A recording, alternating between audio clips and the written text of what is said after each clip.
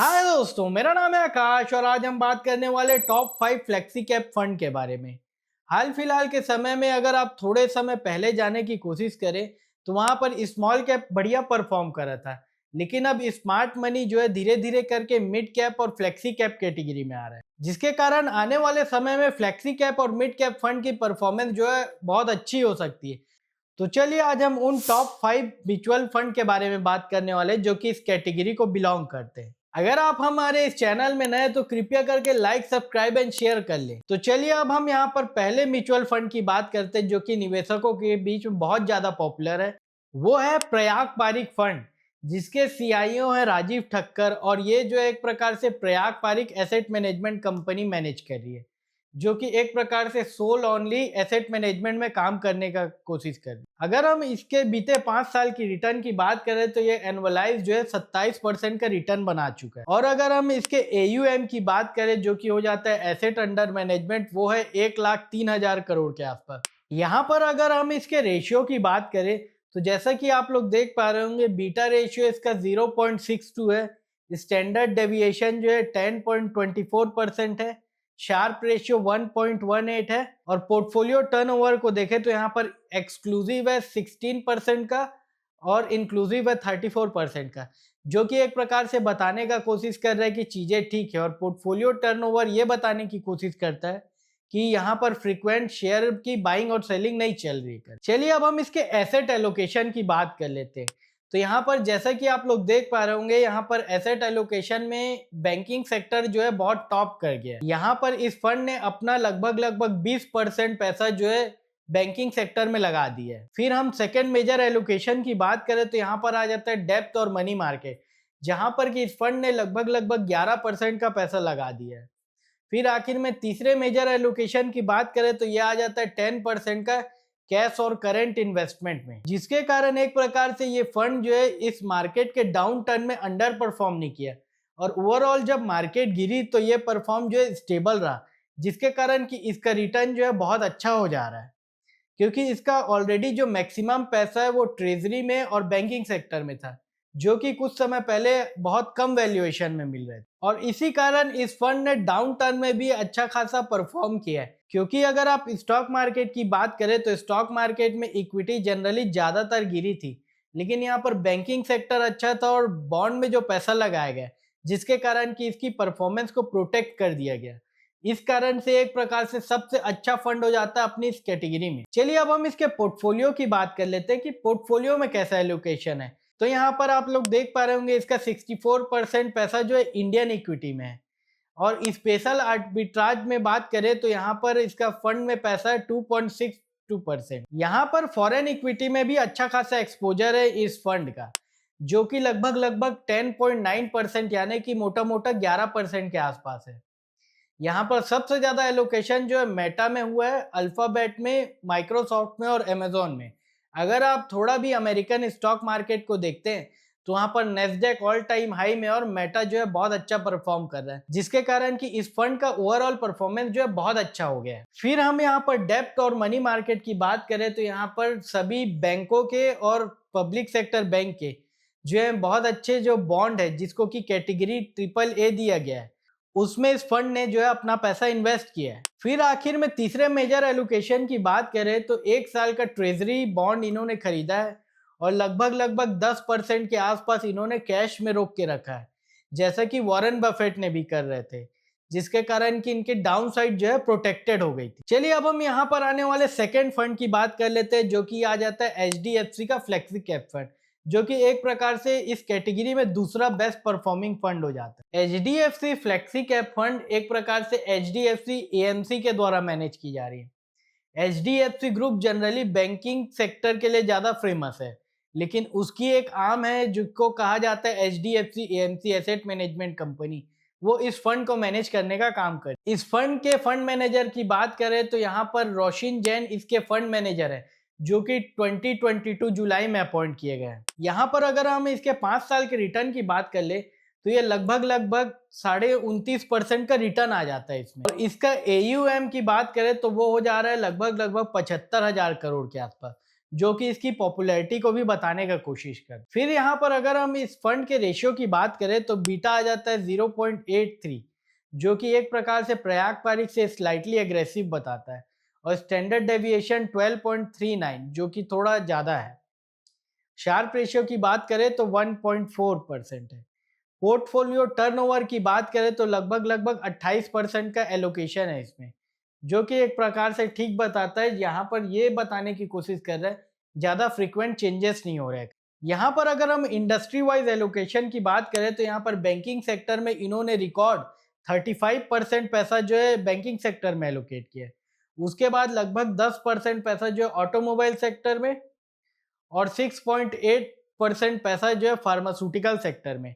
तो मेजर पैसा इनका भी बैंकिंग सेक्टर में इन्वेस्टेड है। तो यहाँ पर अगर हम पोर्टफोलियो एलोकेशन की बात करें तो लगभग लगभग 86% यहाँ पर इनका एक्सपोजर इंडियन इक्विटी में है। डेप्थ में इनका एलोकेशन है 0.68%, और REIT जिसको कहा जाता है रियल एस्टेट इन्वेस्टमेंट ट्रस्ट, वहां पर इनका 2.66% पैसा इन्वेस्टेड है। उसके बाद 9.72% पैसा, जो कि एक प्रकार से मेजर पैसा हो जाता है, वो कैश और करंट सिक्योरिटीज में है, जिसके कारण कि ये भी स्टॉक मार्केट के डाउनफॉल में अच्छे से परफॉर्म की। फिर यहाँ पर हम तीसरे इंपॉर्टेंट फंड की बात कर लेते हैं, जो कि है मोतीलाल ओसवाल का फ्लेक्सी कैप फंड। जनरली एक प्रकार से फोकस कैटेगरी का भी फंड हो जाता है। यहाँ पर अगर हम इस फंड के फंड मैनेजर की बात करें तो यहाँ पर 5 फंड मैनेजर है, जैसे कि राकेश शेट्टी, अतुल मेहरा और कई सारे, जैसे कि आप लोग देख पा रहे हो। इस फंड का अगर हम 5 ईयर का रिटर्न देखें तो वो भी आ जाता है लगभग लगभग 22.36% के आसपास, जो कि बीते 2 फंड से जो है थोड़ा कम परफॉर्म कर रहा है। अगर हम एसेट अंडर मैनेजमेंट की बात करें तो इस फंड का एसेट अंडर मैनेजमेंट है 13,000 करोड़ के आसपास। यहाँ पर पोर्टफोलियो टर्नओवर जो है 1.53 है, यानी कि 150% के आसपास जो है इसका पोर्टफोलियो टर्नओवर है, जो कि ये बताने की कोशिश करता है कि यहाँ फ्रीक्वेंट शेयरों में चेंजेस किए जाते हैं। और यहाँ पर हम इंडस्ट्री वाइज एलोकेशन की बात करें तो 41% टेक्नोलॉजी में, 26% जो है इंडस्ट्री में इन्वेस्ट किया गया है, 17% कंज्यूमर ड्यूरेबल सेक्टर में, और सिर्फ 11% जो है फाइनेंशियल सेक्टर में इन्वेस्ट किया। बाकी अगर हम ओवरऑल पोर्टफोलियो एलोकेशन की बात करें तो यहाँ पर कैश में लगभग लगभग 23.6% पैसा रखा गया है, और 76% जो है इक्विटी में पैसा रखा गया है, जिसके कारण कि हाल फिलहाल के समय में इक्विटी जो है अंडर परफॉर्म किया दूसरे एसेट के मुकाबले, जिसके कारण कि ये फंड भी जो है थोड़ा अंडर परफॉर्म किया विज़ाविज़ पिछले 2 फंड के मुकाबले। यहाँ पर हाल फिलहाल में ये मोतीलाल ओसवाल की AMC जो है चर्चा का विषय भी बन गई थी, क्योंकि इन्होंने अपने सारे फंड में जो है कल्याण ज्वेलर बहुत ज्यादा भर के रखा था, और हाल फिलहाल में जो कल्याण ज्वेलर का शेयर गिरा था तो इनकी सारी म्यूचुअल फंड की स्कीम, जहां पर कल्याण ज्वेलर का एलोकेशन बहुत ज्यादा था, उसने बहुत ज्यादा अंडर परफॉर्म कर दी। तो चलिए अब हम इसके कुछ रेशियो के बारे में बात कर लेते हैं। तो पी रेशियो की बात करें तो इसका आ जाता है 56P, जो कि एक प्रकार से एक्सपेंसिव साइड बताता है। प्राइस टू बुक की बात करें तो करीब करीब 9.4 के आसपास है। अल्फा की बात करें तो 7.81 है। फिर बीटा की बात करें तो 0.90, शार्प रेशियो की बात करें तो 1.13, और शॉर्टिन रेशियो की बात करें तो 1.41। फिर हम बात कर लेते हैं क्वांट के फ्लेक्सी कैप फंड के बारे में। क्वांट फ्लेक्सी कैप फंड जो है मैनेज किया जाता है क्वांट EMC से। क्वांट कंपनी के जो CIO है उनका नाम है संदीप टंडन, जो कि एक प्रकार से टाइमिंग के लिए फेमस है। और इस क्वांट EMC की फिलॉसफी की बात की जाए तो यहाँ पर ये बोलते हैं कि टाइमिंग इज एवरीथिंग। तो यहाँ पर Sandeep Tandon as a fund manager इसे इन्वेस्ट कर रहे हैं, और इसके साथ साथ 4 और लोग हैं, जो कि अंकित पांडे, लोकेश गर्ग, वरुण पाटनी और एक और। तो चलिए अब हम इसके 5 साल के रिटर्न के बारे में बात कर लेते हैं।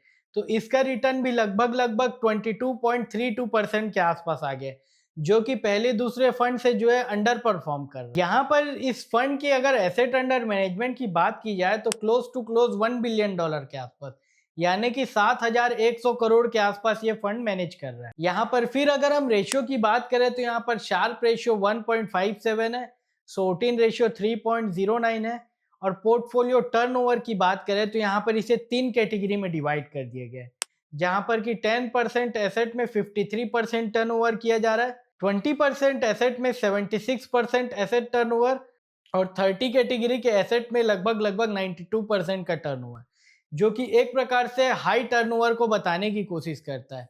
यानी कि यहाँ पर फ्रीक्वेंट बाइंग और सेलिंग बहुत एक्टिवली हो रही है, जो कि जनरली मोमेंटम स्ट्रेटेजी में होती है। अगर हम इसके इंडस्ट्री वाइज एलोकेशन की बात करें तो यहाँ पर पीएसयू सेक्टर में लगभग 11% पैसा इन्वेस्टेड है। फिर फाइनेंशियल सर्विसेज की बात करें तो यहाँ पर 31% पैसा इन्वेस्टेड है, जो कि पिछले कुछ क्वार्टर से बहुत बढ़ता जा रहा है। फिर यहाँ पर अगर हम ऑयल और गैसेस की बात करें तो वहाँ पर 7.8% है, जो कि पिछले क्वार्टर से रिड्यूस किया गया है।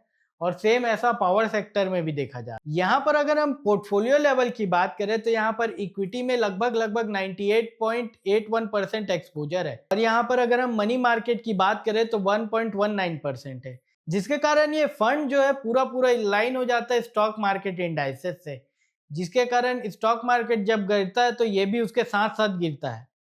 और अगर हम पहले दो फंड प्रयाग पारिक और एचडीएफसी की बात करें तो जिसके कारण ये अंडर परफॉर्म कर रहा है। फिफ्थ कैटेगरी में एक और बढ़िया फंड है जो कि आ जाता है फ्रैंकलिन टेम्पल्टन हाउस से।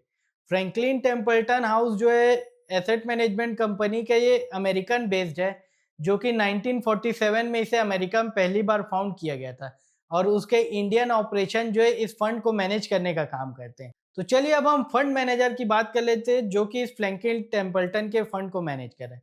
तो ये आ जाते हैं आर जानकी रमन, और इसके साथ दो और लोग भी हैं।